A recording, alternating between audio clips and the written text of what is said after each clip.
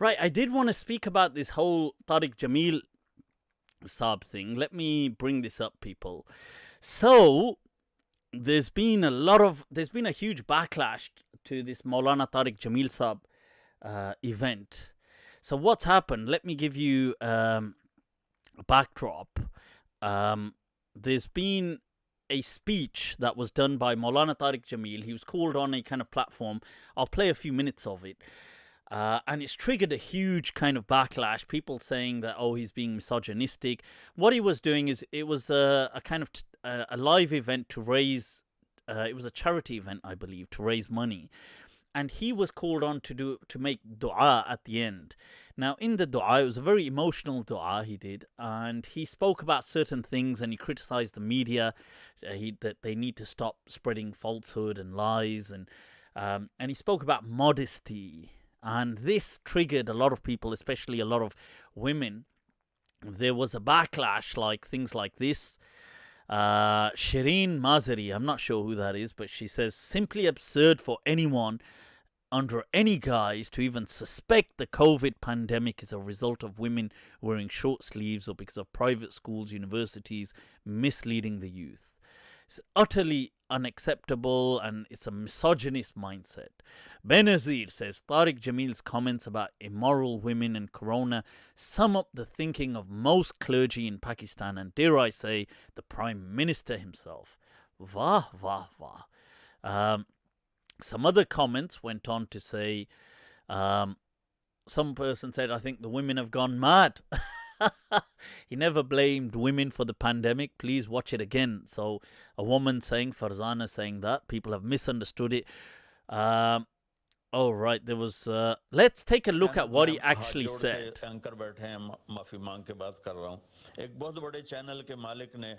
مجھ سے کہا کوئی نصیحت کرے میں نے کہا چینل سے جھوٹ ختم کر دو کہا پھر چینل ختم ہو سکتا ہے جھوٹ نہیں ختم ہو سکتا تو جہاں جس کو یہ صرف پاکستان کی بات نہیں پوری دنیا کا میڈیا جھوٹا ہے اور سب سے زیادہ جھوٹ media worldwide اور میرے رب کو میرے نبی کو جھوٹ سے نفرت میرے نبی نے فرمایا پیاز کھا کے مسجد میں مت آؤ کہ فرشتوں کو تکلیف ہوتی ہے بو ہوتی ہے لیکن میرے نبی نے فرمایا جب کوئی مرد عورت جھوٹ بولتا ہے تو فرشتے اس کے منہ کی بدبو سے 3 میل دور بھاگ جاتے So this تو part's جھوٹ about اور lying. خیانت کے ساتھ ہم کسی آفت کا مقابلہ نہیں کر سکتے آپ نے فرمایا صدق و حدیث حفظ و امانت سچ بولنا چاہے جان چلی جائے اور دھوکہ نہ دینا مسلمان کسی کو دھوکہ نہیں دیتا ہے تیسرا فرمایا حسن و خلیقت that having good character اخلاق اچھے کرنا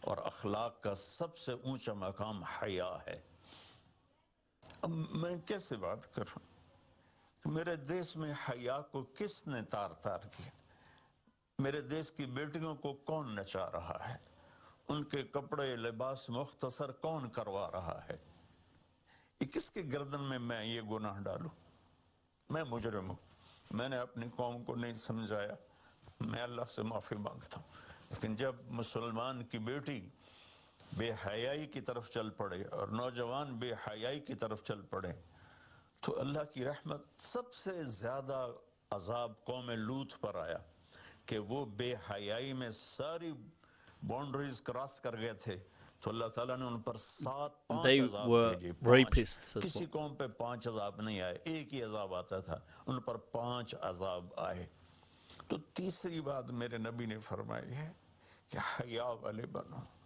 حیا والے بنو لیکن میری نسل ہے مجھ سے خان صاحب نے بات کی تھی پہلی دفعہ کہ میں چاہتا ہوں کہ میری یوتھ اللہ کے نبی کے ساتھ جڑے چونکہ جو ہمارے کالج ہیں ہماری یونیورسٹیز ہیں ہمارے خاص طور پر جو یہ پرائیویٹ سکولز ہیں یہ امت کو نوجوانوں کو اللہ رسول سے کاٹ رہے ہیں تو اللہ تعالیٰ یہ پہلا شخص ہے جس کے لیے میرے دل سے دعا نکلی جب اس نے کہا کہ میں نے آپ کو اس لیے بلایا ہے کہ میری قوم اپنے نبی کے ساتھ کیسے جڑ جائے میں کیا بتاؤں جب تک اس بے حیائی کو نہیں ہم روکتے اور کوئی روک نہیں سکتا ہے اندر سے نیت نہ ہو سرنڈو ماڈل سکول میں میں نے میٹرک کیا ہے ہمارے ایک وارڈن میں ہاسٹل میں رہتا تھا वो आ गए, नमाजी थे, उन्होंने नमाज की सख्ती कर दी, हम बेवजू जाके खड़े होकर नमाज पढ़ लेते थे, बेवजू।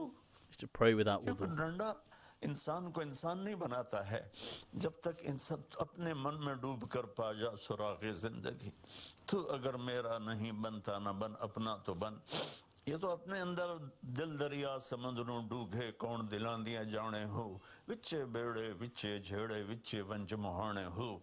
मेरी कौम झूठ छोड़ दे, मेरी कौम बदयांती छोड़ दे, मेरी कौम बेहयाई छोड़ दे। वफ़तुन फ़ी तुमतिन, आखिरी बात मेरे नबी ने कहा, और रिज़्क़ हलाल। Right, I want to play that clip so you can kind of make up your own mind on whether what you feel has kind of happened there. Is he really those comments, all this kind of hate that he's been facing?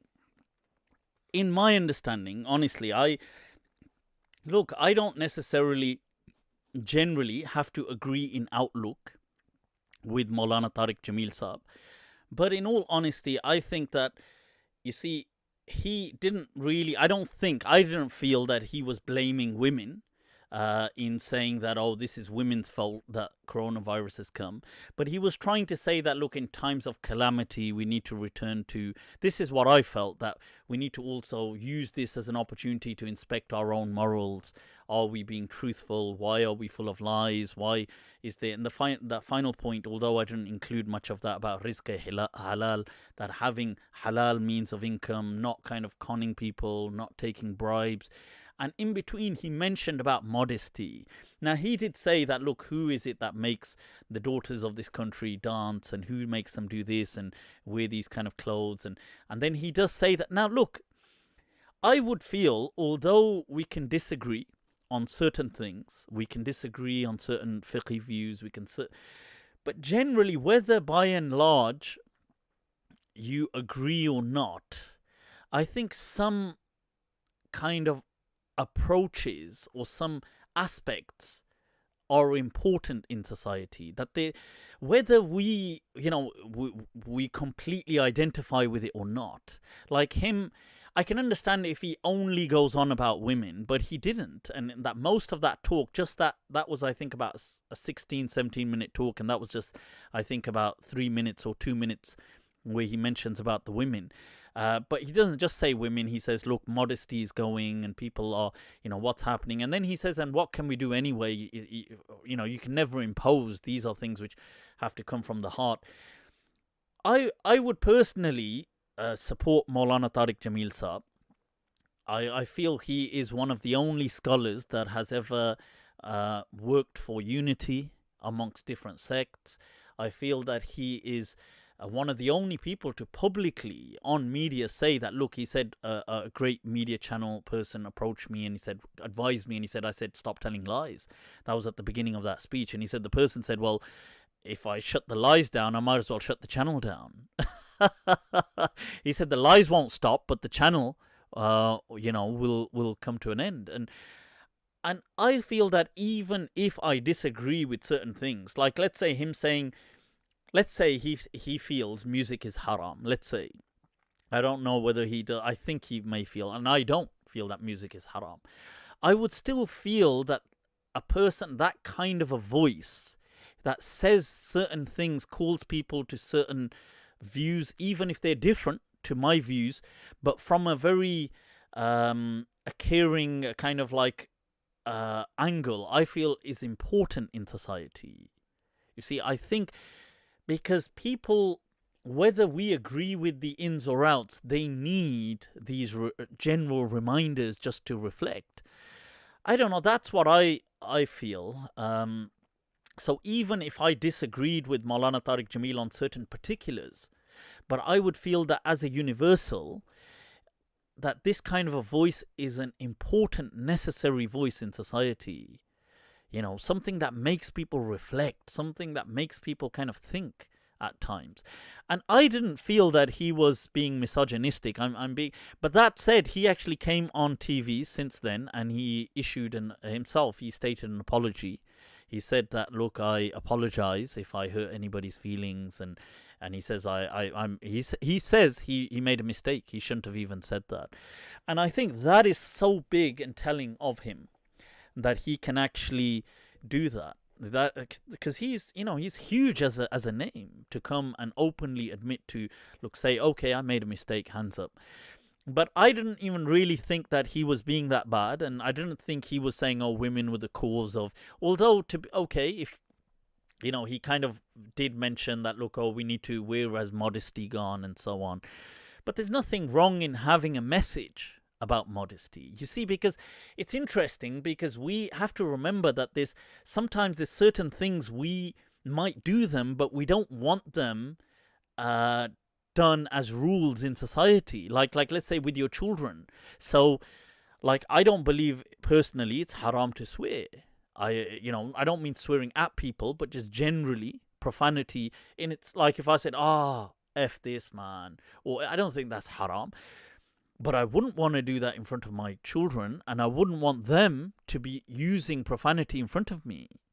Like, so, there's etiquettes, I guess. There's like propriety. There's certain, each setting has a kind of guidelines, if you like, that there's rules, and it's good to have some of these things in society, even if on a level of particulars you may disagree with certain things, but to have them, I don't know, that's maybe, I don't know, maybe people disagree with me on that, but I feel that these voices are still important voices in society. And he's not like a Taliban voice. He's not like somebody like beat him down. And in fact, he even said, look, nobody should ever try to impose these things.